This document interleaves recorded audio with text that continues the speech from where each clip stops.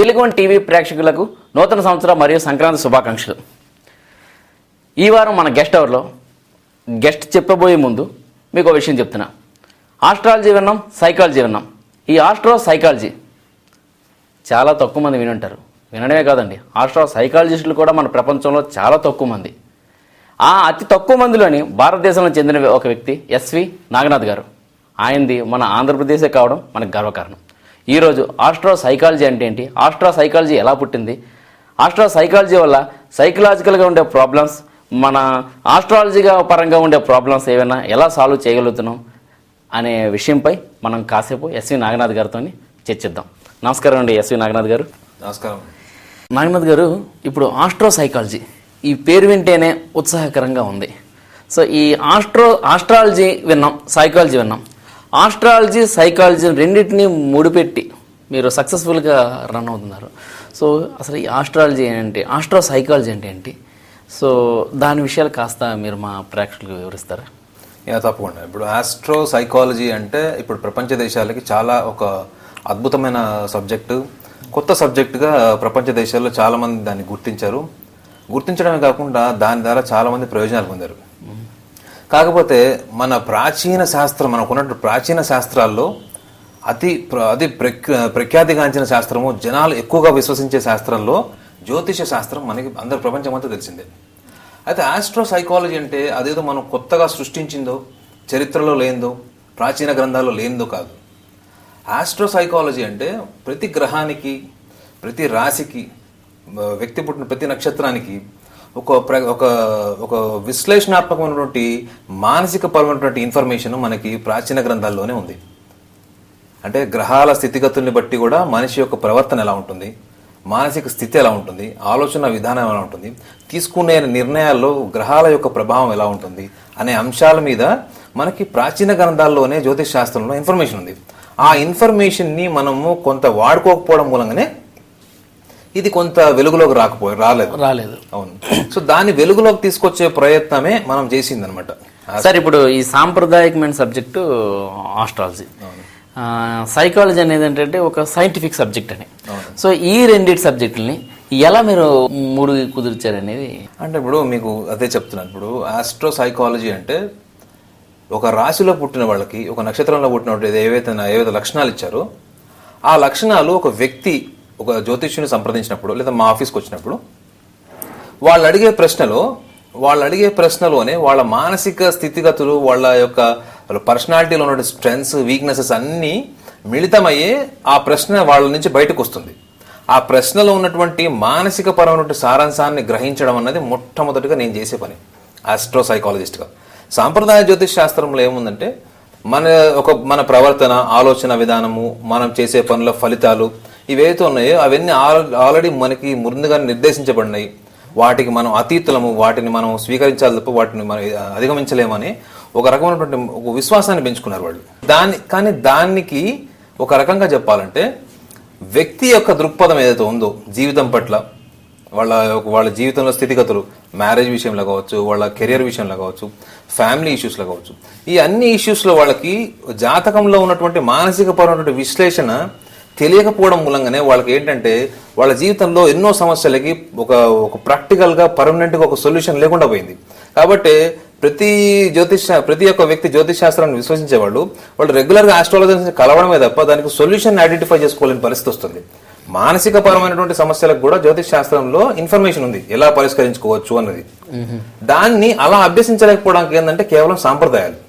ఈ సాంప్రదాయాల ద్వారా మానసిక సమస్యలు పరిష్కారం అవుతాయా లేదా అని నేను రీసెర్చ్ చేశాను. అంటే ఇప్పుడు మీరు ఈ సాంప్రదాయ జ్యోతిష్ శాస్త్రానికి మీరు వ్యతిరేకమా? నేను వ్యతిరేకం కాదండి. ఎందుకంటే ఏ జ్యోతిష్, ఇప్పుడు నేను కూడా అందరిలాగానే date of birth, time, place of birth తీసుకొని చక్రం వేస్తాను. నాకు ఒక సాంప్రదాయ జ్యోతిష్యులకు తేడా ఎక్కడ వస్తుందంటే, సాంప్రదాయ జ్యోతిష్యులు ప్రగాఢంగా కొన్ని రూల్స్ అండ్ రెగ్యులేషన్స్ ని పాటిస్తారు. అంటే బౌండరీలో ఉంటారు. ఒక టైప్ ఆఫ్ ఒక సిద్ధాంతాన్ని నమ్ముతారు. అంటే శాస్త్రాల్లో ఇది రాసి ఉంది, ఆ శాస్త్రాల మీద వాళ్ళు రీసెర్చ్ చేయడానికి వాళ్ళు భయపడచ్చు, లేకపోతే అది తప్పుగా భావించవచ్చు, లేకపోతే అది వాళ్ళ సమర్థతకి అతీతమైంది కావచ్చు, వాళ్ళ ఇన్ఎబిలిటీ కూడా కావచ్చు. నేను ఆ స్టేజ్కి వెళ్ళి ఆ స్టేజ్ నుంచి వాటిని అనలైజ్ చేసి సమస్యలకి అసలు నిజంగా మన జ్యోతిష్ శాస్త్రం ద్వారా మానసిక సమస్యని మనం పరిష్కరించలేమా అన్న విషయాన్ని నేను స్ట్రాంగ్ గా తీసుకోవడము, వాళ్ళ జాతకంలో ఉన్నటువంటి అంశాలని, గ్రహస్థితుల్ని బట్టి, ఉచ్చనీచ స్థానాన్ని బట్టి వాళ్ళ మానసిక స్థితిగతుల్ని కూడా అంచనా వేస్తాను. అంచనా వేసినప్పుడు ఇప్పుడు మానసిక స్థితిగతులు, గ్రహ ప్రాబల్యం ఒకేలా ఉంటుందా? ఇది మంచి క్వశ్చన్. ఎందుకంటే చాలా మంది ఏమడతారంటే, నా ప్రవర్తన గ్రహాల మూలంగా ఇలా ఉందా, ఉంటే నేను ఎలా మార్చుకోగలుగుతాను, నా మెంటాలిటీ బట్టి ఉందా, అంటే నేను ఎలా మార్చుకోగలుగుతాను, నేను దానికి అతీతున్నా, అలాంటప్పుడు ఎలా మార్చుకోగలుగుతాను? మీరు కర్మ సిద్ధాంతాన్ని శాసిస్తున్నారు కదా, మీరు జీవితాన్ని మార్చుకోవచ్చు అని చెప్తున్నారు, మీ కర్మ సిద్ధాంతాన్ని మార్చుకోవచ్చు అని చెప్తున్నారు.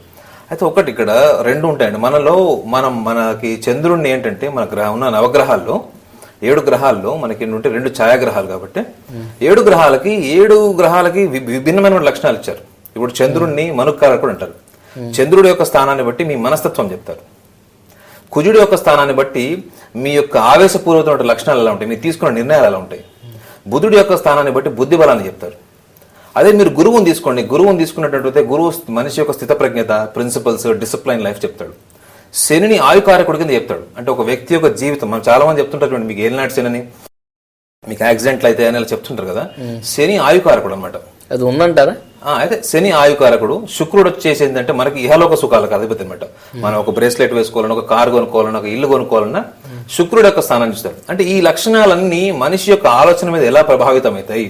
ఒకే రాశిలో పుట్టిన వాళ్ళకి కూడా భిన్నమైన ఆలోచనలు ఉండొచ్చు. సో అక్కడ నేను ఐడెంటిఫై చేసేది ఏంటంటే, వాళ్ళకి ప్రతి మనిషి పుట్టుకతోనే ఇంటెలిజెంట్ కాడు.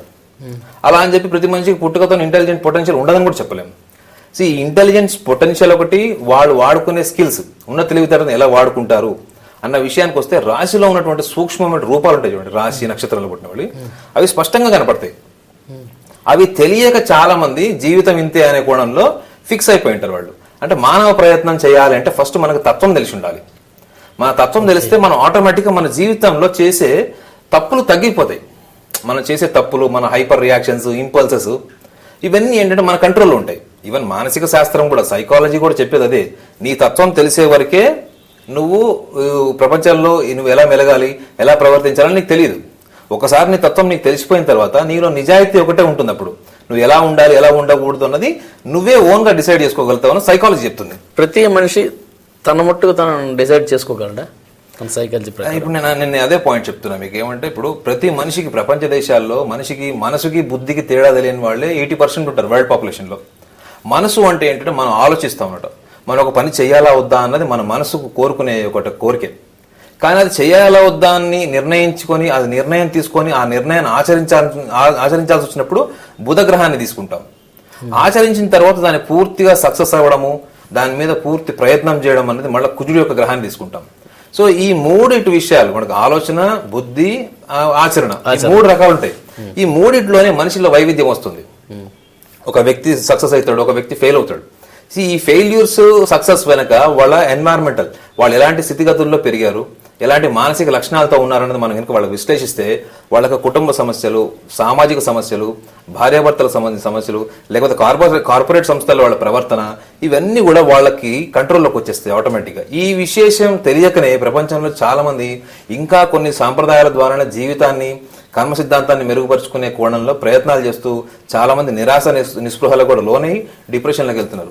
సో అలాంటి వాళ్ళందరికీ కూడా ఆస్ట్రో సైకాలజీ ద్వారా నేను సహాయం చేయాలనే కోణంని సబ్జెక్ట్ డెవలప్. మీరు ఎడ్యుకేషనల్ గా సైకాలజిస్ట్, అవును. మరి ఆస్ట్రాలజీ అనేది ఎడ్యుకేషనల్ గా ఏమైనా సంపాదించారా, లేకపోతే మీకు ఫోర్ ఫాదర్స్ నుండి వస్తుంది? అది ఇప్పుడు మా గ్రాండ్ ఫాదర్ అంటే మా పిన తండ్రి, మా తండ్రులు, మా తాత ముత్తాతలంతా సిద్ధాంతులే. నాకు ఒక అదృష్టం ఏంటంటే మా తాత ముత్తాతలు కూడా సిద్ధాంతులు. అంటే ఆల్మోస్ట్ ఇది నాది ఒక 8th జనరేషన్ అని చెప్పొచ్చు మా ఫ్యామిలీలో. 7th 8th జనరేషన్ ఇది. అంటే అంతా పూర్వీకులంతా సిద్ధాంతులే. ఈ సైకాలజీ అనేది జోడించారు. అవునవును, మీరే మొట్టమొదటిగా స్టార్ట్ చేశారు. సరే, ఈ ఐడియా మీకు ఎలా వచ్చింది? అంటే ఇప్పుడు నేను చిన్నప్పటి నుంచి సాంప్రదాయ జ్యోతిష కుటుంబంలో పుట్టాను కదా, నాకు మా ఫాదర్ దగ్గరకు వచ్చే క్లయింట్స్ అందరిని నేను చూసేవాడు చిన్నప్పటి నుంచే. వాళ్ళు వచ్చి మా ఫాదర్ తో డిస్కస్ చేస్తున్న ప్రాబ్లమ్స్, మా అంకుల్స్ తో డిస్కస్ చేస్తున్న ప్రాబ్లమ్స్ లో అసలు నిజాయితీగా చెప్పాలంటే వాళ్ళల్లో ప్రవర్తనకు సంబంధించింది, వాళ్ళ యొక్క ఆలోచనకు సంబంధించింది, లేకపోతే వాళ్ళ కొన్ని మానసిక రుగ్మతలు, బుద్ధిబలం లేకపోవడం, స్థిరత్వం లేకపోవడం, కోపం ఉండడం, ఇలాంటి లక్షణాలను మేము చాలా క్లోజ్ గా చూసినప్పుడు వాళ్ళకి మా పేరెంట్స్ మా ఫాదర్ కానీ మా అంకుల్స్ కానీ వాళ్ళందరూ సజెస్ట్ చేసేటప్పుడు వాళ్ళు కూడా ఏం చెప్పేవాళ్ళు అంటే మనం ఎదుటివారి మనోభావన దెబ్బతీసినట్టు ఉంటుంది, వాళ్ళకి మనం మానసికపరమైన సమస్య నీలోనే ఉంది, నువ్వు ఇలా మెరుగుపరుచుకుంటే కానీ నీ జీవితం బాగుపడదంటే వాళ్ళ మానసిక స్థితిగతులకి అనుగుణంగా ఉందో లేదో, వాళ్ళు తట్టుకోగలుగుతారో లేదో అన్న విషయాన్ని కూడా వీళ్ళు దృష్టిలో పెట్టుకుంటారు. ఇప్పుడు మా ఫాదర్ అనేవాడు ప్రపంచంలో ఏ జ్యోతిష్యుడైనా కానీ తప్పు నీది, నువ్వు ఇలా చేస్తున్నావు అంటే తట్టుకోలేడు. అది ఒకప్పుడు కానీ ఇప్పుడు ఏమైపోయిందంటే మోడర్న్ టెక్నాలజీ, ఇప్పుడు మన కార్పొరేట్ సంస్థలో చాలా ఓపెన్నెస్, సొసైటీలో ఓపెన్నెస్ చాలా వచ్చింది. ఇప్పుడు మీడియా పరంగా అన్ని రకాలుగా ఇప్పుడు సమాజం మారింది, జనాల్లో కొంచెం యాక్సెప్టెన్సీ వచ్చింది. అంటే సార్ ఇప్పుడు జనాల్లో యాక్సెప్టెన్సీ వచ్చింది అనుకునే కన్నా ఇంతకు ముందు కంటే ఇప్పుడు ఈగో కూడా పెరిగింది కదా సార్. ఇంతకు ముందు వాళ్ళలో ఈగో లేదు, ఇప్పుడు ఈగో ఎక్కువగా ఉంది. అంటే ఇప్పుడు అదే మీరు అడిగిన ప్రశ్నకి జనాల్లో యాక్సెప్టెన్సీ వచ్చినప్పుడే డెఫినెట్ గా 2 కేటగిరీస్ అవుతారు. ఒకళ్ళేమో ఇన్యాక్సెప్టెన్సీలో ఉంటారు, ఒకళ్ళు యాక్సెప్టెన్సీలో ఉంటారు. నేను అదే కోణంలో తీసుకున్నాను అనమాట. ఇప్పుడు ఆస్ట్రాలజీ అనే కొంతమంది ఎలా అంటే జీవితం విధిలిఖితం అని నమ్ముకునే వాళ్ళు, సంప్రదాయాల ద్వారా జీవితాన్ని మెరుగుపరుచుకోవాలనుకునే వాళ్ళందరూ ఒక కేటగిరీ అవుతారు. లేదు, ఆస్ట్రో సైకాలజీ ద్వారా నా తత్వాన్ని తెలుసుకుంటాను, నా జీవితాన్ని నేను మార్చుకునే ప్రయత్నం చేస్తాను అనే కోణంలో వాళ్ళు 2 కేటగిరీ అయ్యారు. అంటే ఇప్పుడు ఆస్ట్రాలజర్స్ ట్రెడిషనల్ ఆస్ట్రాలజీ ఫాలో అయ్యేవాళ్ళు ఒకళ్ళు, ఆస్ట్రో సైకాలజీని ఫాలో అయ్యేవాళ్ళు ఒకళ్ళు. అంటే 2 కేటగిరీస్ అవుతారు. ఈ 2 కేటగిరీస్ లో అయినప్పుడు ఏమవుతుందంటే అడ్వాంటేజ్ చాలా మటుకి మానసిక రుగ్మతలు తగ్గిపోతాయి.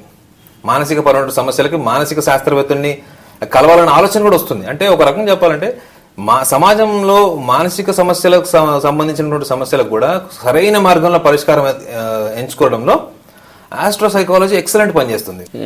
ఆస్ట్రాలజీకి నమ్మేవారు ఆస్ట్రాలజీ వెళ్తారు, అదే విధంగా సైకాలజీ నమ్మేవారు సైకాలజిస్ట్ దగ్గరికి వెళ్తారు. అలాంటప్పుడు ఈ సైకాలజీ పరంగా వాళ్ళ సమస్యలు తెలుసుకోవడానికి సైకాలజిస్ట్ దగ్గరికి వెళ్ళకన్నా మీ దగ్గరికి ఎందుకు రావాలి? ఇది మంచి క్వశ్చన్. ఎందుకంటే అసలు జనరల్ గా ఆస్ట్రాలజీ వెళ్లే వాళ్ళందరూ కూడా ఏంటంటే ఒక కన్ఫ్యూజన్ లో వెళ్తారు. ఒక కన్ఫ్యూజన్ లో ఒక నిర్ణయం తీసుకోవాలనుకుంటే ఒక బలహీనమైన మానసిక స్థితిలో వెళ్తారు. సైకాలజీ దగ్గరికి వెళ్లే వాళ్ళందరూ డెఫినెట్ గా ముందుగానే నిర్ధారణకు వచ్చేస్తారు అనమాట. ఏంటంటే నాకు ఒక మానసిక పరమైన సమస్య ఉంది, నాకు ఆలోచన, నాకు తీవ్రత ఎక్కువైంది, నిద్ర రావట్లేదు, ఇంకా రకరకాల సమస్యలతో వెళ్తారు. అయితే ఆస్ట్రో సైకాలజిస్ట్ దగ్గరికి రావడం మూలంగా ఒక అడ్వాంటేజ్ ఏంటంటే సైకాలజిస్ట్ దగ్గరికి వెళ్తే సమస్యను పూర్తిగా వివరించాలి. సైకాలజిస్ట్కి వివరించి ఆ సమస్యను పూర్తిగా సైకాలజిస్ట్ అనే శాస్త్రవేత్త పూర్తిగా దాన్ని పరిష్కరించి వాళ్ళ అంతర్చేతన స్థితిలో ఏముందో గ్రహించాలి ఫస్ట్ సైకాలజిస్ట్. అంటే ఈ వ్యక్తి పూర్తిగా చెప్పే విశేషణలో ఆ సమస్యలో పూర్తిగా వాళ్ళకి ఎంతవరకు నిజాయితీ ఉందా లేదా అన్నది కూడా మళ్ళీ సైకాలజిస్ట్ ఐడెంటిఫై చేయాలి. ఈ వచ్చే పేషెంట్ అబద్ధం చెప్తున్నాడా నిజం చెప్తున్నాడా అన్నది కూడా మళ్ళీ సైకాలజిస్టే గుర్తించాలి.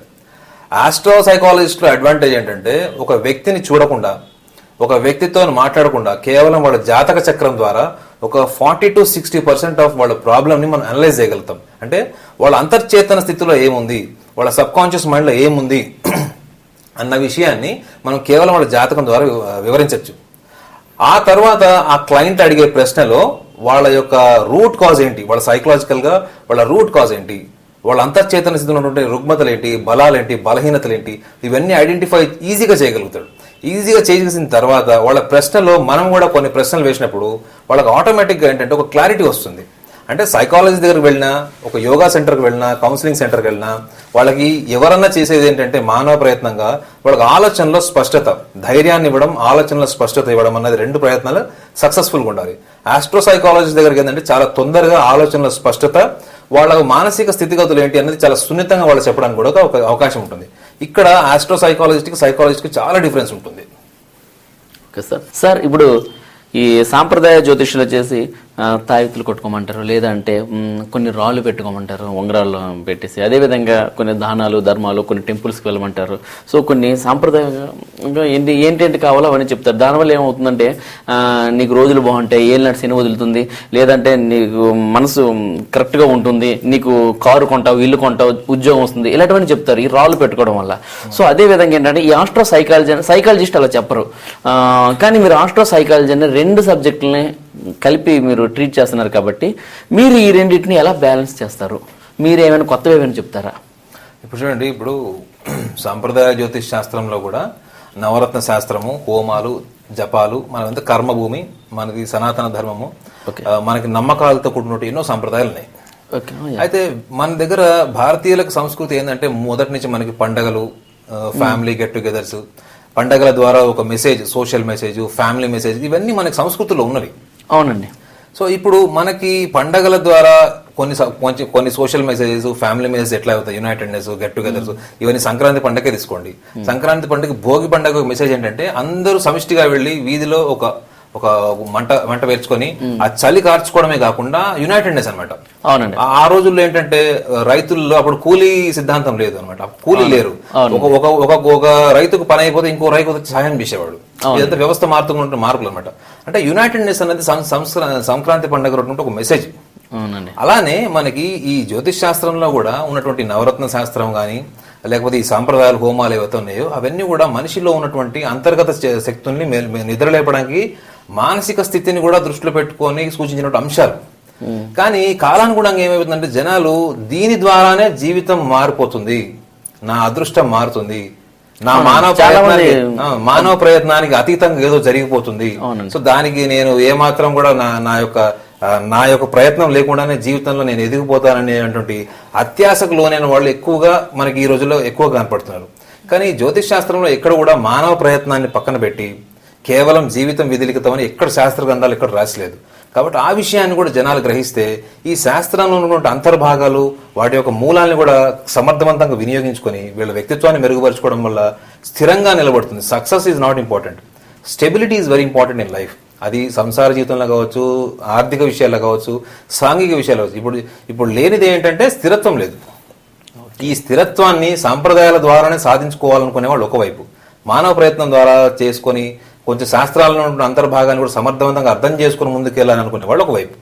సో ఈ రెండింటిని మాత్రం జనాలు అర్థం చేసుకుంటే మంచిది. సైకలాజికల్ గా తన బిహేవియర్ మార్చుకున్నట్లయితే ఈ ఉంగరాలు, ఈ పూజలు ఇవి కూడా అక్కర్లేదు అంటారు. అంటే ఇప్పుడు నేను వాటికి విరుద్ధం అయితే కాదండి. ఎందుకంటే భారతీయుల్లో మన Indians are very emotional personalities, తొందరగా భావోద్వేగాలకు లోనేవాళ్ళు. సో వాళ్ళు ప్రతి మనిషికి పుట్టుకతోనే అపారమైన తెలివితేటలు, ఆలోచన పరిజ్ఞానం, వ్యక్తిత్వం అన్నది రాకపోవచ్చు. మన విద్యా వ్యవస్థలు కూడా అలా ఉంటాయి. కాబట్టి ఈ యొక్క సాంప్రదాయాల ద్వారా కూడా ఒక మనిషి వ్యక్తిత్వాన్ని మెరుగుపరిచే కోణంలో కూడా కొన్ని సూత్రాలు ఉన్నాయి. ఒక వ్యక్తికి మన మానసికపరమైన సమస్యకి మానసికపరమైన సొల్యూషన్ చెప్పినప్పుడు ఆ వ్యక్తి లేదు సార్ పలానా ఒక సాంప్రదాయాన్ని నాకు సూచించండి, లేదా నవరత్న ధారణ చెప్పమనండి, నేను ఇమీడియట్ గా ఫాలో అవుతానంటాడు. కొంతమందికి కోఇన్సిడెంటల్ గా ఏమవుతుందంటే దాని ద్వారా కూడా వాళ్ళ జీవితంలో వాళ్ళ దృక్పథం మారుతుంది, దాని ద్వారా జరిగిందేమో. బట్ ఐదర్ వే ఏంటంటే అతనికి బెనిఫిట్ అవుతుందా లేదా, మన మానవ ప్రయత్నం దైవ నిర్ణయం కానీ అతను హ్యాపీగా ఉంటున్నాడు ఆ టైంలో, సైకలాజికల్ ఫీలింగ్ వస్తుంది, దీనివల్లే బాగుపడ్డాను నేనేమో అని. అలాంటప్పుడు మనం వాటిని విమర్శించకుండానే సరే అది వ్యక్తి యొక్క తృప్తి, ప్రపంచంలో అందరికి కావాల్సిన తృప్తి, కాబట్టి ఆ మానసిక తృప్తిలో కూడా అతను హ్యాపీగా ఉండడము, అందరితో హ్యాపీగా ఉండడం అన్నది కూడా ఒక రకంగా దీని మూలంగా జరుగుతుంది. కాబట్టి మనం వాటిని వ్యతిరేకించడం అన్నది నేను ఎక్కువగా దాని మీద ఫోకస్ చేయలేదు కూడా. సార్ ఇప్పుడు నా క్వశ్చన్ ఏంటంటే చాలా మందికి వస్తుంది, ఈ రాళ్ళు ఇవన్నీ పెట్టుకోవడం వల్ల లైఫ్ బాగుంటుంది అంటారు. అవి పెట్టుకోకపోయినా బాగుంటుందా? అంటే మన బిహేవియర్ మార్చుకుని మన కరెక్ట్గా మనం ఫ్యూచర్ ఏంటో అని మనం తెలుసుకొని మనం ఏమైనా మార్చుకోగలమా? అదే ఇప్పుడు నా సబ్జెక్ట్ లో నేను రీసెర్చ్ చేసింది అదే అండి. ఇప్పుడు నవరత్న శాస్త్రానికి కూడా నేను విరుద్ధం కాదు, నవరత్న శాస్త్రం ద్వారానే జీవితం మారిపోతుందని కూడా నేను ఎప్పుడు చెప్పలేదు. ఇప్పుడు ఒక వ్యక్తికి సనాతన ధర్మంలో ఏముందంటే పలానా గ్రహం బాగోలేదంటే పలానా పూజ చేసుకోండి, పలానా పలానా రత్నాన్ని వేసుకోండి, మీ జీవితంలో మెరుగుదల రావచ్చు, పాసిబిలిటీస్ ఉన్నాయని ప్రాబిలిటీస్ చెప్తుంది అన్నమాట. అలాంటప్పుడు వాళ్ళ యొక్క మానసిక స్థితి ఏంటనే తెలుసుకుంటూ ఎక్కడో రూరల్ ఏరియాలో, ఎక్కడో డిస్టిక్ లో, ఎక్కడ ఎడ్యుకేషనల్ బ్యాక్గ్రౌండ్ లేని వ్యక్తి సడన్ గా వచ్చి మీరు కౌన్సిలింగ్ చేస్తాను మీ యొక్క మానసిక స్థితి అన్నప్పుడు దాన్ని స్వీకరించి దాని ద్వారా జీవితం మెరుగుపడుతుందనే స్థాయికి మెచ్యూరిటీ రాదు వాళ్ళకి. అవునండి. కానీ వాళ్ళల్లో కొంచెం నిజాయితీ ఉండొచ్చు, అంకిత భావం ఉండొచ్చు, మంచి కార్యదక్షతలు అయ్యుండొచ్చు. వాళ్ళకి కావాల్సింది ఏంటంటే కొంచెం మానసిక పరమైన సపోర్ట్, ఒక సైకలాజికల్ పుష్. ప్రతిసారి మనం వాళ్ళకి సైకలాజికల్ కౌన్సిలింగ్ చేయలేము. సపోజ్ వాళ్ళకి ఒక సాంప్రదాయం కావచ్చు, ఒక నవరత్న ధారణ కావచ్చు, అది వాళ్ళతో పాటే ఉంది, వాళ్ళ శరీరంలో ఒక భాగమే ఉంది. కాబట్టి దీని ప్రభావము నా ప్రయత్నంలో అనునిత్యం నాతో ఉంటుందనే ఒక ఆత్మసంతృప్తి కూడా వాళ్ళ కొంచెం సక్సెస్ తీసుకొస్తుంది. సో అలా సక్సెస్ తీసుకొస్తుంది అనే ఒక ఆత్మవిశ్వాసం నాకు పెంచుకున్నప్పుడు దానికి విరుద్ధంగా మనం ఏం నేనైతే చేయలేదు కూడా ఇంతకుముందు కూడా. సో దాని ద్వారానే జీవితం మెరుగుపడుతుందనే కోణంలో ఎప్పుడు నిర్ధారణ కూడా రాలేదు. మానవ ప్రయత్నము, రెండోది శాస్త్రంలో ఉన్నటువంటి అంతర్భాగాలు, ఈ రెండు కలిసినప్పుడే మనిషిలో సక్సెస్ రావడమే కాకుండా సక్సెస్ నిలబడుతుంది. Success and happiness work together. ఈ ఆస్ట్రో సైకాలజీ వల్ల ఫ్యూచర్ లో జరగబోయేదాన్ని మనం ముందుకుండా గెస్ట్ చేసుకోగలమా? ఇక డెఫినెట్ గా ఇప్పుడు మీరు అడిగిన ప్రశ్న రెండు భావాలు ఉంటాయి. ఒకటి ఏమంటే యూనివర్సల్ గా మనం అనలైజ్ చేస్తాం. గోచార రీత్యా ఇప్పుడు రాష్ట్ర స్థితి కావచ్చు, దేశ పరిస్థితులు కావచ్చు, ప్రపంచ పరిస్థితులు కావచ్చు, ప్రకృతిబద్ధంగా ఆర్థిక పరంగా ఎలా ఉంటుంది అన్నది గోచార రీత్యా మన గ్రహస్థితులను బట్టి చెప్తాం. మీకు ఇందాక కూడా చెప్పాను, ప్రతి గ్రహానికి ఒక లక్షణం ఇచ్చారన్నది. అలానే మన వ్యక్తి యొక్క జాతకాలను చూసుకున్నప్పుడు కూడా ఆ వ్యక్తి యొక్క జాతకంలో వాళ్ళల్లో అంతర్చేతన స్థితిలో ఉన్నటువంటి లక్షణాలు, బలాలు ఏవైతే ఉంటాయో అదే వాళ్ళ భవిష్యత్తును నిర్ణయిస్తాయి. ఇప్పుడు చూడండి, ఒక పిరికివాడిని తీసుకోండి. ఒక జాతకంలో ఒక పిరికివాడు అని అనుకుంటాం మనం. ఆ పిరికివాడికి అలాంటి ఆలోచనలు, అలాంటి బుద్ధి బలమే ఉంటుంది. డిపెండెన్సీ ఉండొచ్చు, లేకపోతే ఎక్కువ రిస్క్ తీసుకోలేకపోవచ్చు. అలాంటి వాళ్ళు మా దగ్గరకు వచ్చి నేను బిజినెస్ లో ప్రాస్పర్ కావట్లేదు, షేర్ మార్కెట్ లో డబ్బులు ఇన్వెస్ట్ చేశాను, లాస్ అయినప్పుడు అతనిలో ఉన్న పిరికితనం మూలంగా పక్కన వాళ్ళని నమ్మడము, లేకపోతే తెలివిగల వాడిని ఎత్తుకొని వాళ్ళ ద్వారా డబ్బులు ఇన్వెస్ట్ చేయడము, మళ్ళీ చివరికి చేతులు కాల్చుకోవడము, డబ్బులు లాస్ అవడం ఉంటుంది. ఆ పిరికితనము, నిర్ణయ శక్తి లేకపోవడం అన్న దాని మీద మనం మెరుగుపరిస్తేనే వాళ్ళ జీవితంలో ఆ స్థాయి నుంచి ఇంకో స్థాయికి వస్తారు. సో ఏంటంటే లక్షణాలని మెరుగుపరచుకోవడం మూలంగా వచ్చే సక్సెస్, ఆ నిలబడే సక్సెస్ కేవలము కొన్ని సంప్రదాయాల ద్వారానో, వాళ్ళకి శాస్త్రం పట్ల లేని అవగాహన ద్వారానో మనం వాళ్ళని ప్రేరేపించలేము. కాబట్టి ఆస్ట్రోసైకాలజీ ఒక మనిషిని ఎడ్యుకేట్ చేయడానికి, మనకు క్వాలిఫికేషన్ వేరు, ఎడ్యుకేషన్ వేరు. ఐఐటి చదువుకున్న వాడికి కూడా లోక జ్ఞానం, సాంఘిక పరిజ్ఞానం ఉండకపోవచ్చు. సో కాబట్టి ఏంటంటే మనం ఒక మనిషి మైండ్ ని ఎడ్యుకేట్ చేయడానికి ఆస్ట్రోసైకాలజీ బాగా పనిచేస్తుంది. మైండ్ ఎప్పుడైతే ఎడ్యుకేట్ అవుతుందో మనిషికి ఆటోమేటిక్ గా జీవితము, భవిష్యత్తు అతని చేతిలోనే ఉంటుంది. అది నేను ఆల్రెడీ ఎవిడెంట్ గా ప్రూవ్ చేశాను. మీరు సాంప్రదాయాల గురించి వివరించారు, అదేవిధంగా సైకాలజీ గురించి చెప్పారు, మనస్తత్వం గురించి. మీ దగ్గరకు వచ్చిన కేసెస్, ఫర్ ఎగ్జాంపుల్ రీసెంట్ గా వచ్చిన ఏదైనా కేసుని మీరు ట్రీట్ చేసే విధానం మీరు షేర్ చేసుకోగలరా? ష్యూర్ అండి. ఎందుకంటే రీసెంట్ గా మా ఆఫీస్ కి ఒక పీడియాట్రిషియన్, ఒక డాక్టర్ పీడియాట్రిషియన్ ఒక కేసు రెఫర్ చేశారు. ఆ అబ్బాయికి సమ్ సైకలాజికల్ ప్రాబ్లం ఉంది, లోన్లీగా ఉంటాడు, అతను ఎక్కువ ఎవరితో కలవడు, ఎవరితో ఎక్కువగా భావాల్ని పంచుకోడు, స్కూల్లో కూడా, ఇంట్లో అలానే ఉంటాడు అని చెప్పి కంప్లైంట్ అనమాట. అతను నా దగ్గరకు వచ్చినప్పుడు అతని కంప్లైంట్ అది. అంటే పేరెంట్స్ తీసుకొచ్చారు? పేరెంట్స్ తీసుకొని వచ్చారు. వాడు మదర్తో వచ్చాడు. మా ఆఫీస్లో కూర్చున్నాం. నేను ఆ అబ్బాయితో 15-20 నిమిషాలు మాట్లాడితే ఆ అబ్బాయిలో నేను ఐడెంటిఫై చేసిన ప్రాబ్లం అంటే ఏమీ లేదు అసలు. ఆ అబ్బాయి 95% స్టూడెంట్, చాలా అనలిటికల్ గా ఉన్నాడు, చాలా సిచ్యువేషనల్ బిహేవియర్ చాలా బాగుంది, ఐక్యూ టెస్ట్ చేస్తే కూడా ఐక్యూ టెస్ట్ లో చాలా బాగున్నాడు. సో ఇవన్నీ చూసిన తర్వాత ఆ అబ్బాయిలో ఏ సమస్య లేదు, వాళ్ళ తల్లి ముందరే ఉంటుంది. కానీ ఆ అబ్బాయి ఏం చెప్తున్నా, నేను ఏ ప్రశ్న అడిగినా తల్లిని చూస్తూ ఆన్సర్ చెప్తున్నాడు. ప్రతి విషయానికి తల్లి, ఇతని బాడీ లాంగ్వేజ్ మొత్తం తల్లి వైపే ఉంది. సో తల్లినే చూస్తూ తల్లి వైపు దృష్టి పెట్టి మాట్లాడుతున్నాడు.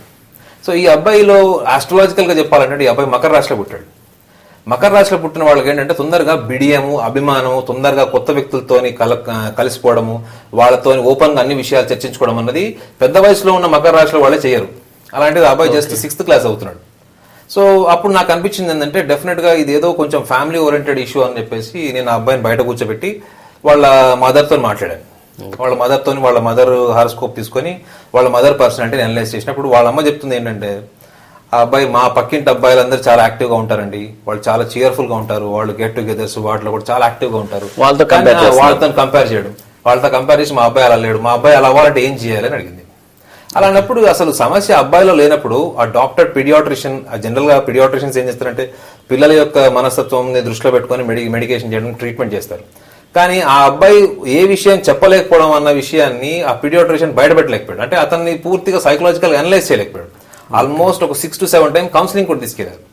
జనరల్ గా చిన్న పిల్లలకి అన్నిసార్లు కౌన్సిలింగ్ చేస్తే వాళ్ళకి ఏంటంటే సైకలాజికల్ గా నాకేదో సమస్య ఉందనే ఫీడ్బ్యాక్ వస్తుంది వాళ్ళకి. అవునండి, అది కూడా అంత మంచిది కాదనమాట. కానీ ఆల్రెడీ వాళ్ళు హాస్పిటల్లో పైసలు ఖర్చు పెట్టడము, రెండోది ఆ పిల్లలు మీకన్నా అంటే మీ దగ్గరికి వచ్చే కన్నా ముందు హాస్పిటల్స్ కూడా వెళ్ళారు. హాస్పిటల్కి వెళ్ళాడు, ఒకటే పీడియాట్రిషియన్ దగ్గర 6 to 7 టైం కౌన్సిలింగ్ వెళ్ళాడు.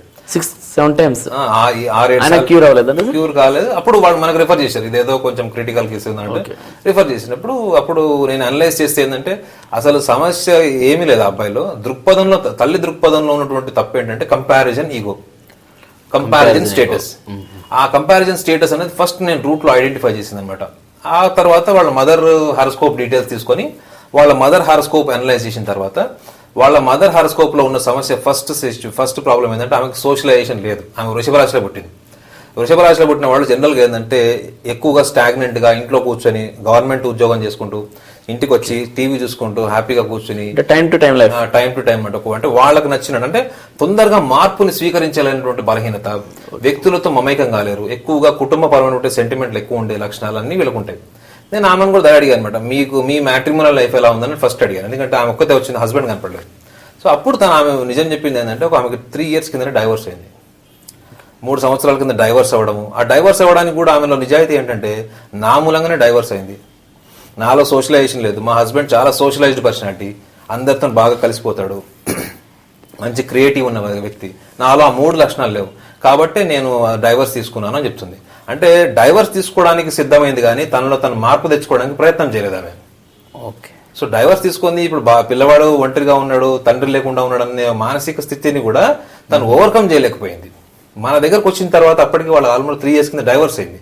సో ఇప్పుడు ఆమెలో ఉన్న సమస్యను ఆమె మనం ఐడెంటిఫై చేసి చెప్పడం మూలంగా, చాలా సున్నితంగా చెప్పడం మూలంగా ఇప్పుడు ఆమె రెగ్యులర్గా కౌన్సిలింగ్ వస్తుంది.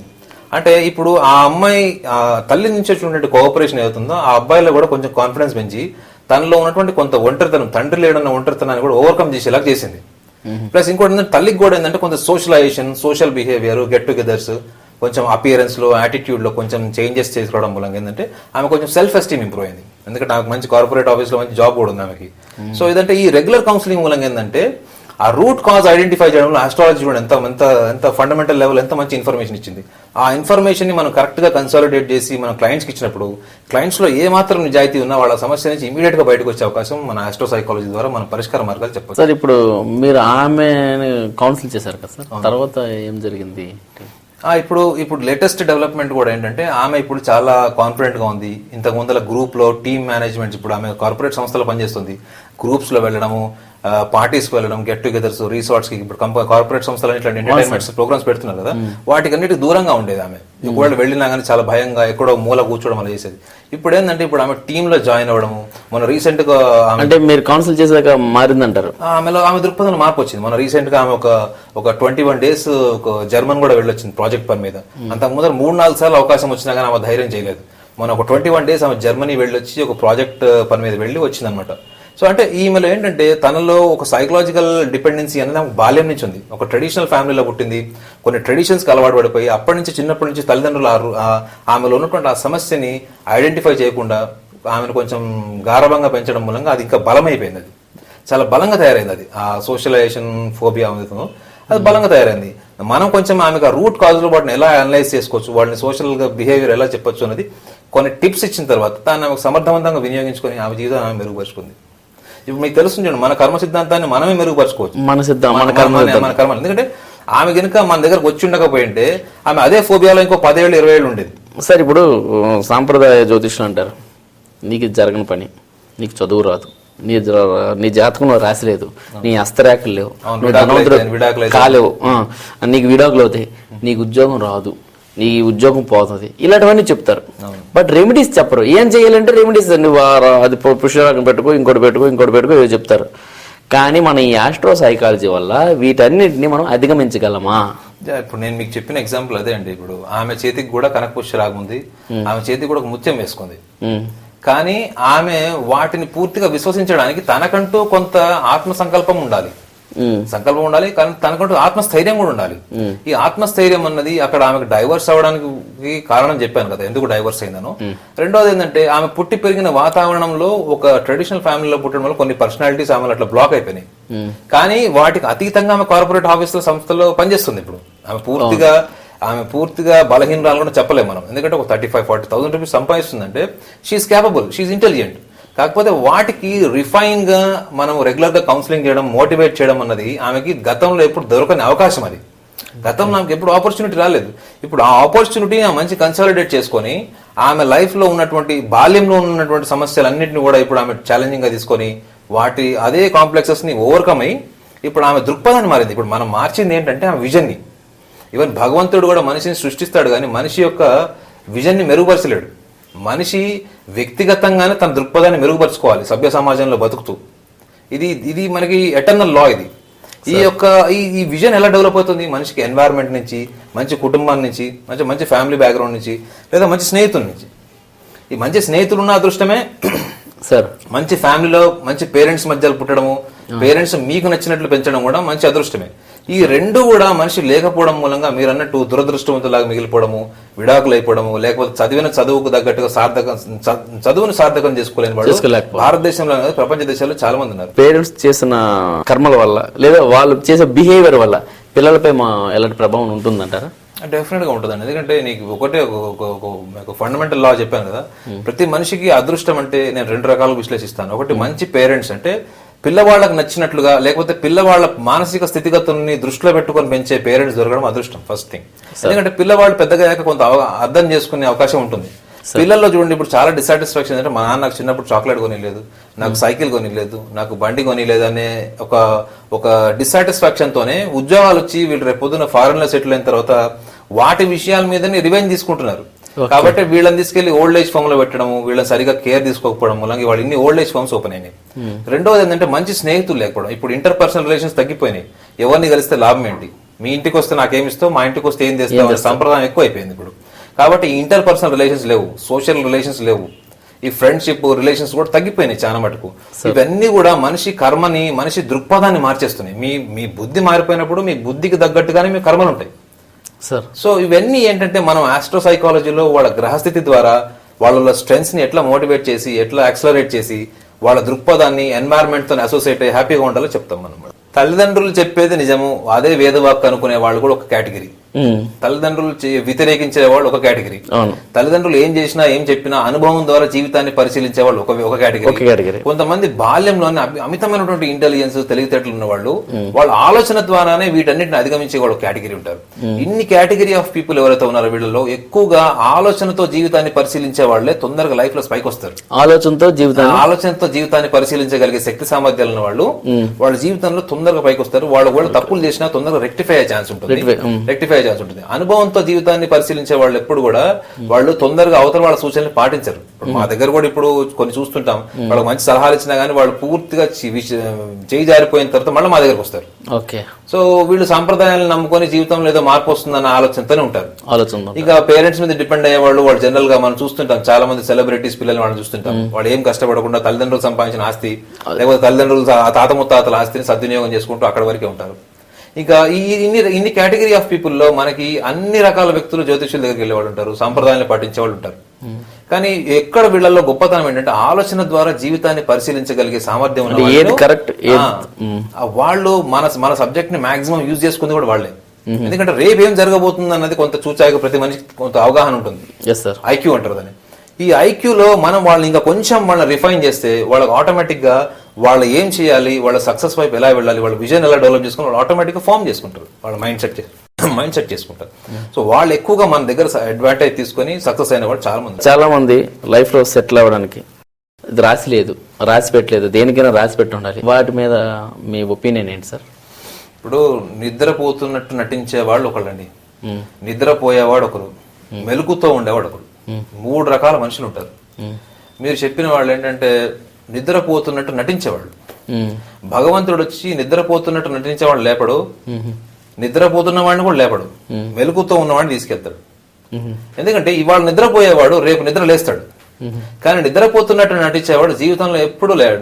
అంటే ఆత్మవంచన చేసుకునే వాళ్ళ లక్షణాలు మీరు చెప్పారు. ఇప్పుడు ఈ ఆత్మవంచన చేసుకునేవాడు జీవితంలో అవసరమైనప్పుడు, లేకపోతే స్వార్థం, పూర్తి లాభం కనపడితేనే వెళ్తారు. ముఖ్యంగా మన భారతీయులంతా ఫారెన్ ఎందుకు వెళ్తున్నారంటే అమెరికాకి, ఇక్కడ కేవలం డబ్బు కోసమే వెళ్తున్నారు. కొంతమంది డబ్బు సంపాదించుకొని ఇక్కడ తల్లిదండ్రులకు వచ్చేస్తున్నారు, కొంతమంది అక్కడికి వెళ్ళి ఇక్కడ వాళ్ళు మర్చిపోతున్నారు. సో ఇలాంటి రకరకాల వ్యక్తులు అందరూ జ్యోతిష్యుల దగ్గరికి వెళ్ళి వాళ్ళు చేసిన తప్పులకు ఏదో సాంప్రదాయబద్ధంగా ఏదో చేసేయడం మూలంగా వాళ్ళ పాపం పరిహారం అవుతుందనో, లేకపోతే వాళ్ళు ఏదో సాంప్రదాయబద్ధంగా వెళ్ళడం మూలంగా వాళ్ళు ఇంకా ప్రాస్పర్ అవుతారని అత్యాశ ఉన్న వాళ్ళందరూ ఈ కేటగిరీకి వస్తారు. వీళ్ళకి జ్యోతిష్యాలు ఇచ్చే సలహాలు కూడా ఏముంటాయంటే నిజాయితీని పక్కన పెట్టి ఏ జ్యోతిష్యుడు సలహా ఇవ్వడు. కానీ వాళ్ళు స్వీకరించడంలో మాత్రం కేవలం ఫలితాలను మాత్రమే స్వీకరిస్తారు, వాళ్ళకి కావాల్సిన అంశాలను మాత్రమే దృష్టిలో పెట్టుకుంటారు. సో ఇలాంటి వాళ్ళు ప్రపంచం అంతా ఉంటారు భారతదేశంలో. ఈ ఆస్ట్రో సైకాలజీనే ఎంచుకోవాలి అని మీకు దానికి ఇన్స్పిరేషన్ ఏమైనా ఉందా? డెఫినెట్ గా ఉందండి. ఎందుకంటే నాకు బాల్యం నుంచి నేను చాలా డిఫరెంట్ ప్రొఫైల్స్ అడాప్ట్ చేశాను. నేను చిన్నగా ఉన్నప్పుడు ఆల్మోస్ట్ ఇంటర్మీడియట్ లెవెల్లో ఉన్నప్పుడు నేను కొరియోగ్రాఫర్ అవ్వాలనుకున్నాను. కొరియోగ్రాఫర్ అవ్వాలనుకుని చాలా కష్టాలు పడ్డాను అప్పుడు. ఎందుకంటే చాలా మిడిల్ క్లాస్ ఫ్యామిలీలో పుట్టాను నేను. ఆ కొరియోగ్రాఫర్ అవ్వాలనుకున్న తాపత్రయం నేను ఒక వీడియో ఫిల్మ్ షూట్ చేయడం వరకు సక్సెస్ అయింది. కానీ దాన్ని నేను తీసుకెళ్లి మళ్ళీ ఒక కొరియోగ్రాఫర్ని కలవాలంటే మళ్ళీ చెన్నైకి వెళ్ళాలంటే నాకు ట్రాన్స్పోర్టేషన్ డబ్బులు ఉండాలి. అంటే నా దగ్గర బస్ ఛార్జీలు లేని రోజుల్లోనే ఎంతో కష్టపడి ఒక సీడీ తయారు చేయడం జరిగింది డాన్స్ మీద. సో అది అక్కడతో నా కోరిక నాకు ముందుగానే తెలిసిపోయింది ఏంటంటే ఆర్థిక స్థితి అన్నది కూడా మనకి కొంత జీవితంలో అవసరం. మనకి ఎంత విజన్ ఉన్నా ఎంత టాలెంట్ ఉన్నా కానీ మనకి కొన్ని అంశాల్లో అది నేను దురదృష్టం కింద భావించలేదు. నా ప్రయత్నంలో నేను పూర్తిగా సక్సెస్ అయ్యాను. ఆ సక్సెస్ అవుతున్న కోణంలో నాకేంటంటే పట్టుదల పెరిగింది, జీవితంలో ఏదో సాధించాలన్నది. నేను కొరియోగ్రాఫర్ కాలేదు కానీ ఆ ప్రయత్నంలో నాకంటూ ఒక దృక్పథం పెరిగింది, పట్టుదల పెరిగింది, నాలో క్రియేటివిటీ పెరిగింది, ఇంకా ఆత్మస్థైర్యం పెరిగింది, ఇంకా లైఫ్లో ఇంకేదైనా చేయాలనిపించింది. ఆ తర్వాత నేను ఒక క్రికెట్లో కూడా నేను ఒక స్టేట్ లెవెల్కి వచ్చి ఈవెన్ రంజీ ట్రోఫీ లెవెల్ వరకు వచ్చాను. కానీ రంజీ ట్రోఫీ ఆడలేకపోయాను నేను. అక్కడ కూడా చూడండి ఒక ఫెయిల్యూర్ ఏంటంటే అక్కడ కూడా నాకు మళ్ళీ ఫైనాన్షియల్ ప్రాబ్లమ్స్, నా కెరియర్ ఓరియంటెడ్ ప్రాబ్లమ్స్ ఇవన్నీ రావడం మూలం కూడా ఏంటంటే ఒక స్టేజ్కి వచ్చిన తర్వాత నాకు అనిపించింది ఏంటంటే మళ్ళీ ఇక్కడ అదే సమస్య వచ్చింది. ఏంటంటే ఆర్థిక స్తోమత లేకపోవడము, నాకు పొలిటికల్ ఇన్ఫ్లుయెన్స్, ఇలాంటి ఇన్ఫ్లుయెన్సెస్ ఉన్నా కూడా నేను వాటిని వాడుకోలేదు. ఎందుకంటే నేను సిన్సియర్గానే లైఫ్లో పైకి రావాలని కోరుకున్నాను అనమాట. సో దాని మూలంగా నేను ఆ కోరికను కూడా పక్కన పెట్టాల్సి వచ్చింది. ఈ రెండు ఫీల్డ్స్లో నేను చేసినటువంటి ఏదో సాధన ఉందో ఆ సాధనలో నేను గ్రహించిన విషయం ఏంటంటే మనకి ఎంత నాలెడ్జ్ ఉన్నా, మనకి ఎంత పొటెన్షియల్ ఉన్నా కానీ కొన్ని ఎన్వైరన్మెంట్ నుంచి వచ్చే సపోర్ట్స్ ఉంటాయి మనకి. ఇప్పుడు నాకు పూర్వంగా చెప్పాలంటే నాకు మా ఫ్యామిలీలో కన్నా నాకు బయట ఫ్రెండ్స్ నుంచి ఉన్నటువంటి encouragement, cooperation, social responsibilities, social response ఏదైతే నాకు వచ్చిందో అది కొంత నాకు చాలా చాలా బెనిఫిట్ అయింది. ఒక స్టేజ్కి తీసుకొచ్చింది నన్ను. ఈ దృక్పథం ఏం చేసిందంటే నన్ను జీవితంలో నాకు కుటుంబం పరంగా వచ్చినటువంటి జ్యోతిష్ శాస్త్రాన్ని భవిష్యత్తుని మోల్డ్ చేసుకోవడానికి ఎలా వినియోగించవచ్చు అనే ఆ స్ట్రగుల్ నుంచి ఒక క్రియేటివ్ థాట్ అది. నాకు అప్పుడు సైకలాజికల్గా కొన్ని స్ట్రెస్, కొన్ని ప్రాబ్లమ్స్ ఉన్నా కానీ గైడ్ చేసేవాళ్ళు లేడు. ఒకవేళ గైడ్ చేయాలంటే నేను పోయి ఆ కోచ్కి చెప్పడము లేకపోతే ఒక ఫ్రెండ్స్కి చెప్పడము కానీ అది ఆ లెవెల్ ఆఫ్ ఇన్ఫర్మేషన్ మాత్రమే ఇస్తుంది కానీ నా రూట్లో ఉన్నటువంటి, నా నట్షెల్లో ఉన్నటువంటి అంశాలను గ్రహించలేకపోతుంది. సో అక్కడ నాకేమనిపించింది అంటే ఆస్ట్రాలజీలో ఉన్నటువంటి ఇన్ఫర్మేషన్ ఏదైతే ఉందో అది ఒక వ్యక్తిలో ఉన్నటువంటి నట్షెల్ అంటే రూట్స్లో ఉన్నటువంటి అంశాలను కూడా గుర్తించగలుగుతుంది. వాటిని కూడా వాళ్ళ పొటెన్షియల్తో పాటు మనం క్లబ్ చేస్తే అది ఆర్థిక సమస్య అయితే మనం కొంత ఆలోచించాలి కానీ అది వాళ్ళలో ఆలోచనకు సంబంధించి, ఆత్మస్థైర్యానికి సంబంధించింది అయితే మాత్రం మనం గ్యారంటీ ఈ పొటెన్షియల్ని, ఈ క్రియేటివ్ థాట్ని క్లబ్ చేసి మనం వాళ్ళని డెఫినెట్గా ఒక డైరెక్షన్ ఫామ్ చేయొచ్చు అనేది నాకు బాల్యంలో పడింది. అక్కడి నుంచి నా దృక్పథం ఏంటంటే నేను ఏదో ఒక రోజు డెఫినెట్గా ఈ మానసిక సమస్యలకి, ఈ ఆస్ట్రాలజీ బేస్డ్, ఈ ముఖ్యంగా మ్యాట్రిమోనియల్ ప్రాబ్లమ్స్ ఉన్న వాళ్ళకి, సైకలాజికల్ ప్రాబ్లమ్స్ ఉన్న వాళ్ళకి, ఎంతో మంది సచిన్ టెండూల్కర్ ఇండియాలో పుట్టింటారండి, ఎంతో మంది సానియా మిర్జాలు పుట్టింటారు, ఎంతో మంది లియాండర్ పేస్లు పుట్టింటారు. కానీ వాళ్ళందరూ ఆర్థిక స్తోమత లేకపోవడం మూలంగానే పైకి రాకపోవడం అనేది నేను నమ్మను. వాళ్ళకి గైడెన్స్ లేక, వాళ్ళకి మోటివేషన్ లేక, ఫ్యామిలీ నుంచి సపోర్ట్ లేక, ఇలాంటి వాళ్ళని ఎంతోమందిని నేను క్రికెట్ మానేసిన తర్వాత నేను ఎంతోమందిని మోటివేట్ చేశాను. ఎంతో మందికి మ్యాట్రిమోనియల్ ప్రాబ్లమ్స్ ఉంటే నేను సాల్వ్ చేశాను, కౌన్సిలింగ్ చేశాను. ఇవన్నీ నాకు ఎక్కడి నుంచి వచ్చినాయి? శాస్త్ర పరిజ్ఞానం నుంచి వచ్చినాయా? కేవలం పుస్తకం చదవడం మూలంగా, శాస్త్రం మూలంగా నాకు రాలేదు. నా జీవిత అనుభవం, కేవలం అనుభవమే కాదు, అనుభవం ఎంతో మందికి ఉంటుంది. కానీ అనుభవాన్ని కూడా కరెక్ట్ గా మోల్డ్ చేసుకునే ఎథిక్స్ మనకు ఉండాలి. మనకు ప్రాక్టికల్ గా ఏంటంటే అనుభవము, శాస్త్ర పరిజ్ఞానం మాత్రమే కాకుండా మనకంటూ ఒక విజన్ ఫామ్ అవుతుంది. ఆ స్ట్రగుల్లో మనకు విజన్ ఫామ్ అవుతుంది. ఆ విజన్ ఫామ్ అవడం అనేది మనిషికి చాలా అదృష్టం. చాలా మందికి నాలెడ్జ్ ఉంటుంది, స్ట్రగుల్ ఉంటుంది, మంచి అదృష్టం దురదృష్టం కలిసి వస్తాయి మనకి. కానీ విజన్ లేకపోతే మాత్రం మనిషి కన్సిస్టెంట్ డ్రైవ్ అంటే ఆ ట్రాక్ లో ఒక ఉన్నతమైన స్థానానికి వెళ్ళలేడు. నేను ఆస్ట్రో సైకాలజీ ద్వారా జనాలకు చేసిన సర్వీస్ కూడా అదే. వాళ్ళకి విజన్ అంటే ఏంటో చెప్పాను, వాళ్ళ పొటెన్షియల్ని వాళ్ళు ఎలా కన్సాలిడేట్ చేసుకోవాలని నేర్పించాను వాళ్ళకి. ఈవెన్ డాక్టర్స్ కూడా వస్తారు. ఎంతమంది డాక్టర్స్కి పేషెంట్ ఇంటరాక్షన్ వచ్చి చెప్పండి. నేను డాక్టర్స్కి పేషెంట్ని ఎలా డీల్ చేయాలని నేర్పించేవాడిని. ఈవెన్ చాలా మంది ఇప్పుడు ఐఐటి స్టూడెంట్స్ ఉంటారు, వాళ్ళు మెడికోస్ ఉంటారు, వాళ్ళందరికీ ఏంటంటే స్ట్రెస్ మేనేజ్మెంట్ కూడా ఆస్ట్రో సైకాలజీని యూజ్ చేసి వాళ్ళ లైఫ్లో స్ట్రెస్ తగ్గించాను చాలా మటుకు. ఇవన్నీ నాకు నేను చదివిన చదువుకి, నా జీవితానుభవాలకి సంబంధం లేనివి. కానీ నేను ఒక మెడికోకి, ఒక ఐఐటికి ఎట్లా ట్రైన్ చేస్తున్నానంటే ఇది కేవలం నేను fundamental levels of astrology and my real experiences, ఈ రెండింటి మూలంగా నాకేంటంటే నాకు ఒక విజన్ అన్నది ఏంటో తెలిసింది, మనిషి విజన్ ఎలా ఇంప్రూవ్ చేయొచ్చు అన్నది. సో ఈ యొక్క బేస్ ఏదైతే ఉందో అది నాకు బాల్యంలోనే పడిపోయింది. ఈ బాల్యం నుంచి నాకు వచ్చినటువంటి మార్పే ఇవాళ నన్ను ఈ స్థాయికి తీసుకొచ్చింది అన్నది మాత్రం నేను క్లియర్గా చెప్తాను. 2009 గర్జన సంవత్సరం, రాజకీయ సంక్షోభం, రాజు సంక్షోభం, ఆర్థిక సంక్షోభం, ఎన్నో సంక్షోభాలతో కుట్టుమిట్టాడుతూ 2010కి అడుగు వేసాం. ఇవన్నీ చూస్తుంటే ప్రస్తుతం ఉన్న పరిస్థితులు బట్టి రాజకీయంగా, ఆర్థికంగా, ఈ సాఫ్ట్వేర్ పరంగా రాష్ట్రం అయితేనేమి భారతదేశం అయితేనేమి చాలా సంక్షోభంలో ఇరుక్కుపోతుంది అని చెప్పేసి చాలామంది శాస్త్రవేత్తలు అయితేనేమి చాలామంది ఉన్నత స్థానంలో ఉండేవారు చెప్తూనే ఉన్నారు. దీనిపై మీ కామెంట్? అంటే ఇప్పుడు చాలా మంది సిద్ధాంతులు జ్యోతిష్యులు అంచనాలు ఏంటంటే ఈ సంవత్సరం చాలా ఆర్థిక సంక్షోభంలో కూరుకుపోతుంది, ముఖ్యంగా సాంఘిక ఆర్థిక పరిస్థితులు, ముఖ్యంగా ఈ పొలిటికల్ రాజకీయ పరిస్థితులు ఏవైతున్నాయో ఆర్థిక స్థితిగతులను చాలా మారుస్తాయి, రాష్ట్రం సంక్షోభాలు ఉంటుంది, రాష్ట్రమే కాకుండా ఇక దేశంలో కూడా కొన్ని రాష్ట్రాలు సంక్షోభాలు ఉంటాయని చాలా మంది ముందుగానే అంచనాలు వేశారు. అయితే ఇక్కడ ఒక చిన్న విషయాన్ని కూడా మనం గమనించాలంటే ఇప్పుడు గోచార రీత్యా గ్రహస్థితుల ప్రకారం చూసినట్టయితే మనకి శని యొక్క స్థానము 2009 సెప్టెంబర్ నుంచి మనకి సింహరాశి నుంచి కన్యరాశిలోకి వచ్చాడు. ఆ వచ్చినప్పటి నుంచి చూడండి మనకి ప్రకృతిలో పెను మార్పులు వచ్చినాయి, ఫ్లడ్స్ రావడం ఇవన్నీ రకరకాలు జరిగినాయి. మనకి October 2 కూడా ఫ్లడ్స్ వచ్చాయి. సో ఈ ఫ్లడ్స్ రావడము, ప్రకృతి పరమైనటువంటి మార్పులు ఇవన్నీ సూచనలు ఉన్నప్పటికీ కూడా గురువు యొక్క స్థానము మకర రాశిలో నీచలో ఉండేవాడు మొన్న డిసెంబర్ నుంచి మళ్ళా కుంభరాశిలోకి వచ్చాడు. అంటే కాస్త శత్రుస్థానం అయినప్పటికి కూడా ఆ గురువు యొక్క స్థానం ఏంటంటే పూర్తిగా సంక్షోభంలోకి పోకుండా అన్ప్రెడిక్టబుల్గా ఉంటుంది అనమాట. ఒక 3 months ఇలా ఉంటే ఒక 3 months మళ్ళీ అంటే ఉధృతంగా ఉంటే 3 months మళ్ళీ బ్యాలెన్స్డ్గా ఉంటుంది, మళ్ళీ కొంచెం డౌన్ఫాల్ అయ్యే ఛాన్స్ ఉంటుంది. ముఖ్యంగా మార్చి నుంచి చూసుకోండి, మార్చి నుంచి జూలై వరకు చాలా బాగుంటుంది. ఈ జనవరి నుంచి మార్చి వరకే మనకి ఏంటంటే ఇప్పుడు ప్రస్తుత రాజకీయ పరిణామాలు ఏవైతే ఉన్నాయో అవన్నీ మనకు ఉధృతంగా కనపడుతున్నాయి. రేపు ఏదో జరిగిపోతుందని ఒక అపోహలో ఉన్నాం మనం, కానీ నిజంగా అలా ఏం జరగదు. కుంభరాశిలో ఉన్నట్టు గురువు ఏంటంటే కొంచెం బ్యాలెన్స్ చేస్తాడు. గతంలో లాస్ట్ ఇయర్ కంటే ఈ ఇయర్ చాలా బ్యాలెన్స్ గా ఉంచుతాడు. కుంభరాశిలో గురువు ఉండడం ఏంటంటే కొంత మనకి సూపర్ఫిషియల్ స్ట్రక్చర్ మాత్రము ఇలా కనిపిస్తుంది మనకి, ఏదో జరిగిపోతుంది, రేపు ఏదో జరగకూడదు జరుగుతుంది, కానీ ఆచరణలోకి వచ్చేటప్పటికి మళ్ళీ చల్లబడుతుంది అది. సో కాబట్టి మార్చి వరకు కొంత అన్ప్రెడిక్టబుల్ ఉన్నప్పటికీ కూడా మార్చి నుంచి ముఖ్యంగా జూలై వరకు షేర్స్ లో చూడండి, మీకు ఈవెన్ రియల్ ఎస్టేట్ లో చూడండి, సాఫ్ట్వేర్ ఇండస్ట్రీ చూడండి, పెద్ద పెను మార్పులు వచ్చి సంక్షోభంలో పడే ప్రసక్తి ఉండదు. కాకపోతే జూలై నుంచి ఆగస్టు సెప్టెంబర్ 3 నెలలు మాత్రం కొంత క్రిటికల్ గా ఉంటుంది. ఎస్పెషల్లీ సాఫ్ట్వేర్ ఇండస్ట్రీకి ఏం ఎఫెక్ట్ కాదు, కానీ ఇప్పుడు కొంచెం రియల్ ఎస్టేట్ కావచ్చు, కొంచెం గవర్నమెంట్ మీద కూడా కొంచెం ప్రెషర్ రావచ్చు, ఎన్వైరన్మెంటల్ అంటే ఈ పొలిటికల్ పార్టీస్ మీద కూడా ప్రెషర్ రావచ్చు. మళ్ళీ అక్టోబర్ నుంచి డిసెంబర్ వరకు మంచి అద్భుతంగా ఉంటుంది. ఈ సంవత్సరం ఈవెన్ అగ్రికల్చర్ వాళ్ళకు కూడా ఆగస్ట్ 5 నుంచి బాగుంటుంది. ఆగస్ట్ 5 నుంచి డిసెంబర్ వరకు అగ్రికల్చర్ లైన్ వాళ్ళు కూడా బాగుంటుంది. ప్రకృతి పరమైనటువంటి కొన్ని యొక్క ఏమంటారు సపోర్టింగ్ నేచర్ ఎఫెక్ట్ కూడా ఈ అగ్రికల్చర్ వాళ్ళకి మంచిగా ఫ్లరిష్ అయ్యే అవకాశాలు కూడా ఉంటాయి. సో దీని మూలంగా ఈ 2010లో కూడా ఒక మంచి అద్భుతమైనటువంటి విషయం ఏంటంటే ఒక యూత్ కి మంచి మెసేజ్ ఇచ్చే ఇయర్ అవుతుంది ఇది. ఇప్పుడు 2010 ఏంటంటే యంగ్ పొలిటీషియన్స్ లో వచ్చే మార్పు మనకి 2011 ఒక మంచి ఇన్స్పిరేషనల్ ఇయర్ అవుతుంది. 2010 రాష్ట్ర చరిత్రలోనే ఒక మంచి ఇయర్ గా మిగిలిపోయే అవకాశం కూడా 2010 కు ఉందన్నమాట.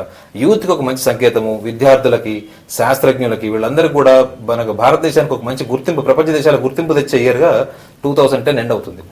సో కాబట్టి 2010 మీద అపోహలు మాత్రం మనం తగ్గించుకోవాలి.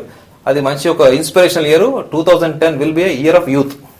ఓకే, మరి తెలంగాణ వస్తుందంటారా రాదంటారా? సో 2010లో తెలంగాణ వస్తుందా రాదా అన్నది ఒక పాయింట్ బ్లాంక్ క్వశ్చన్ అయితే మాత్రం 2010లో తెలంగాణ రాదు. ఎందుకంటే నేను ఇందాక కూడా చెప్పాను, కుంభరాశిలో గురువు ఒక ఎన్వైరన్మెంట్ చూపిస్తాడు మనకి, అంటే మనకి ఒక ఇల్యూజన్ లో ఉంచుతాడు, మన ఒక అపోహలో ఉంచుతాడు. కానీ డెఫినెట్ గా 2010లో మాత్రము ఒక స్ట్రక్చర్ ఫామ్ చేయడు.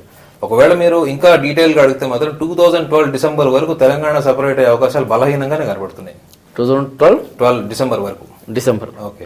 ఇంకోటి ఏంటంటే మనకి డిసెంబర్ 2012 అన్నారు.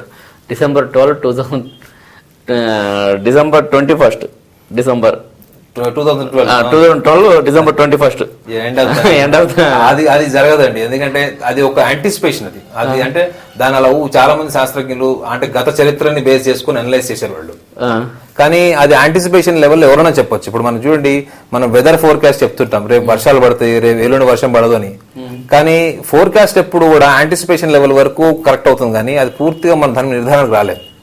సో ఎన్నో యాంటిసిపేషన్స్ సైంటిస్టులు చేస్తారు. ఇప్పుడు సునామీ వస్తుందని, ఒకసారి రాదని మనం మొన్న కూడా గతాలు చూసాం. కానీ అవి ఎంతవరకు అక్యురేట్ గా అయినాయి? ఒకటి ఏంటంటే యాంటిసిపేషన్స్, ప్రాబబిలిటీస్ చెప్పడం తప్పలేదు, కానీ దాని పూర్తిగా నిర్ధారణకు వచ్చి ఇంకా 2012లో ప్రపంచం అంతమవుతుంది అన్నది మాత్రం అది వ్యక్తిగత భావం కింద తీసుకోవచ్చు, కానీ దాని వాస్తవం కింద మనం పెట్టలేము. మానసిక శాస్త్రాన్ని, జ్యోతిష్య శాస్త్రాన్ని మిళితం చేసి చాలా చక్కగా మా ప్రేక్షకులకు వివరించారు మీరు. ఇప్పుడు ఈ ప్రేక్షకుల్లో చాలామందికి ఈ మానసికంగా కొన్ని సమస్యలు ఉంటాయి, అదేవిధంగా ఆర్థికంగా సమస్యలు ఉంటాయి, వైవాహిక జీవితంలో సమస్యలు ఉంటాయి.